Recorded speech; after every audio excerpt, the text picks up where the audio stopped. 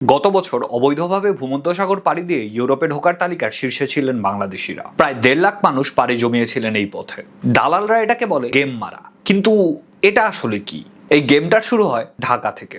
Visit visa নিয়ে Dubai বা শ্রীলঙ্কা বা ওমরা ভিসা নিয়ে সৌদি আরব হয়ে বিমানপথে পাড়ি জমান অভিবাসন প্রত্যাশীরা।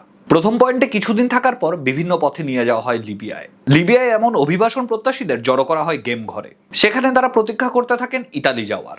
ত্রিপলি থেকে সিসিলি সাগর পথে 1800 কিলোমিটার। সেই পথ পাড়ি যাওয়ার জন্য নিতে হয় স্পেশাল ট্রেনিং। অনেক সময় গেম ঘরে থাকা অবস্থায় মারধর, আরো টাকা দাবি, মুক্তিপণ সহ বিভিন্ন হয়রানির শিকার হন ইতালির স্বপ্নে বিভোর বাংলাদেশিরা। অনেককেই আবার ফিরে আসতে হয় দেশে। যারা শেষ পর্যন্ত সাগর পাড়ি দেওয়ার সুযোগ পান, তাদের নিজেদের নৌকা চালাতে হয় নিজেকেই। শেষ পর্যন্ত সিসিলি পৌঁছে তারা আত্মসমর্পণ করেন পুলিশের কাছে। অ্যাসাইলামের কাজ শুরু হলে তারা যোগ দিতে পারেন কর্মক্ষেত্রে। কিন্তু এই পুরো পথে অত্যাচার কিংবা খাবার ও পানির অভাবে মৃত্যুবরণ করতে হয় অনেককে।